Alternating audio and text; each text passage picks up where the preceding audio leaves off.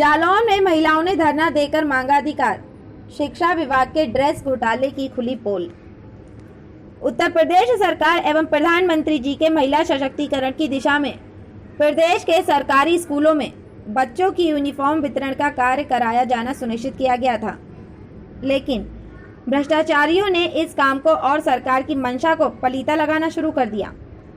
सरकार ने कहा था कि गांव की ग्रामीण महिलाओं को उनकी आजीविका चलाने के लिए उनको घर में ही रोजगार दिया जाएगा, और प्रधानमंत्री ने लोकल को वोकल का नारा देकर ग्रामीण महिलाओं को सशक्त करने की बात कही थी। लेकिन ये सब बातें धरी की धरी रह गईं। बात करते हैं जनपद जालौन के शिक्षा विभाग की। शिक्षा विभाग में हुई ड्रेस घोटाले की धांधली की जब परतें खुलना शुरू हुई तो अच्छों के नीचे से जमीन खिसकना शुरू हो गई। वैसे तो सरकार ने बच्चों को गुणवत्ता वाली ड्रेस देने के लिए प्रति बच्चा 600 की धनराशि भेजी है, लेकिन सरकार के नुमाइंदों ने अपनी जेब भरने के लिए बच्चों की ड्रेस को ही निकाल लिया और उन्हें कमीशनबाजी में उतार दिया। जिले के बेसिक शिक्षा के मुखिया ने एक आदेश जारी किया कि प्रत्येक विद्यालयों को बच्चों की ड्रेस की सिलाई ग्रामीण महिलाओं से बने समूह से करवानी है, लेकिन इनके अधीनस्थों ने अपने साहब का आदेश मानने से इनकार कर दिया। इतना ही नहीं, विद्यालय के प्रधान अध्यापकों ने तो यहाँ तक कह डाला कि आखिर बी ऐसे होते कौन है जो हमें बताएंगे कि ड्रेस क्या होती है और कहाँ से खरीदनी होगी, क्योंकि ड्रेस में मिलने वाले मोटी कमीशन पर इन्हें डाका डालना था।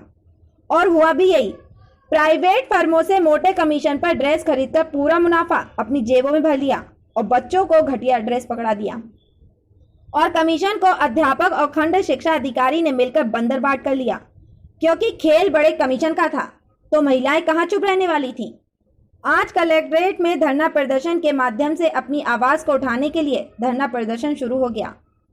इस मुद्दे को भुनाने के लिए विपक्षी पार्टी के नेता भी पहुंच गए। फिर क्या था, होने लगी नारेबाजी और प्रशासन मुर्दाबाद के नारे, शिक्षा विभाग मुर्दाबाद के नारे, बी ऐसे मुर्दाबाद के नारे चारों ओर गूंजने लगे और महिलाएं धरना प्रदर्शन पर बैठ गईं। आनन फानन में पुलिस बुला ली और महिलाओं की घेराबंदी शुरू हो गई।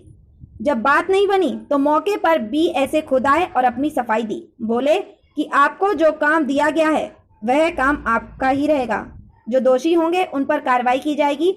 आश्वासन मिलने के बाद महिलाएं धरना प्रदर्शन से उठी, लेकिन महिलाओं ने मांग की कि यदि हम गरीब महिलाओं को सिलाई का काम नहीं मिला तो आगे समय में बड़ा और उग्र प्रदर्शन हम लोग करेंगे और जनपद के शिक्षा विभाग के कमीशन खोरी की पोल खोलेंगे।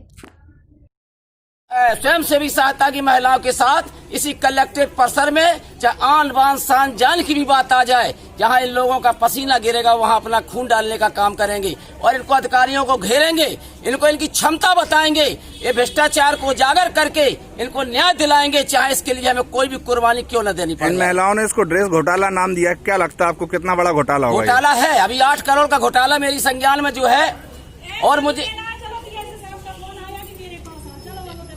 8 करोड़ का घोटाला है ये। और इस घोटाला में यहाँ के सिटी मजिस्ट्रेट महोदय ने आश्वासन दिया है कि बेसिस अधिकारी खंड शिक्षा अधिकारी को बुला करके उनसे जो महिला सहायता स्वयं सहायता समूह की महिलाएं हैं उनसे बात करवाई जाएगी और उनकी मांगों को तो सिलाई के लिए तो समूह की महिलाओं को ज्यादा से ज्यादा दिया जाए। तो उस आधार पर इस जनपद में लगभग अब तक 35,000 बच्चों को ड्रेस सिलने के लिए स्वयं सहायता समूह महिलाओं को दिया गया। जितनी भी महिलाएं हमारे कार्यालय आई, मैंने सबको इलाज किया या किसी नालम के माध्यम से जितने पत्र आए उनके माध्यम से हमने महिलाओं को दे दिया। उनकी बात यह है कि हमको विद्यालय से कपड़े नहीं मिल पा रहे हैं, कुछ मिले कुछ नहीं मिल पा रहे हैं। तो अभी सूची मिल गई है, मैं तत्काल वहाँ के खंड शिक्षा अधिकारी और टीचर को बुलाता हूँ। इनका आरोप है सर कि जब ये विद्यालय में जाती है ड्रेस के कपड़े के लिए तो उन्हें भगा दिया जाता है वहाँ से। कभी मैंने कहा कि अगर कोई प्रॉब्लम हो तो मुझको तत्काल मेरे सीवी नंबर या पर्सनल नंबर पर कॉल करिएगा। अब तक इन्होंने किसी ने कॉल नहीं किया और सीधे यहाँ आई थी। अभी मैं इनसे वार्ता कर लेगा। जहाँ इनका कहना है सर अध्यापक और खंड शिक्षा अधिकारी इनसे कमीशन की बात करते हैं कि हमें कितना दिया जाएगा, तो सीधे जाँच करवा के कार्रवाई कर दूंगा खंड शिक्षा अधिकारी टीचर खिलाफ दोनों। आप कहाँ से आए हो? हमारा नाम शकुंतला पटेल है और मैंने जय माँ दुर्गा स्वयं सहायता समूह बनाया था और रामनगर का हमारा बना हुआ है। और सरकार ने पिछली साल हमसे कहा था कि ये बताइए आप समूह, और समूह से आपको रोजगार मिलेगा डूडा में। जब मैं गई डूडा बाबू ने कहा, इसके बाद में इन्होंने काम दिया सिलाई इसका ड्रेसों का कि समूह द्वारा सिली जाएंगी और स्कूलों में सप्लाई होगी। तो कुछ स्कूल यहाँ उरई में हमें दिए गए थे, तो सभी जो स्कूल हमको दिए गए थे उन 5 स्कूल हमारे लिए हमसे छीन लिए गए, दूसरे ठेकेदारों से दिलवा दिए टीचरों ने। और ये जो हमारी ड्रेस है पिछली साल वाली भी पड़ी हुई है और हमें इन्होंने आदेश देने के बाद भी हमारी सिली हुई ड्रेस है स्कूलों में अध्यापकों ने नहीं ली है। आपने कमीशन की बात की, कौन लोग कमीशन मांगते हैं? ये लोग कहते हैं कि हमें कितना दोगे बच्चे पे। वो कौन लोग हैं? उनके स्कूल है जहाँ जहाँ हमने दी है वो मांगते हैं, कहते हैं स्कूल वाले कि 350 में दोगी, 350। हमने कही कि जो पैसा आया है हमारे पास उतने आदेश है, हम किसी को कमीशन नहीं देंगे। अगर बहन जी नहीं आप मानती हो तो आप जहाँ से पूछ लो।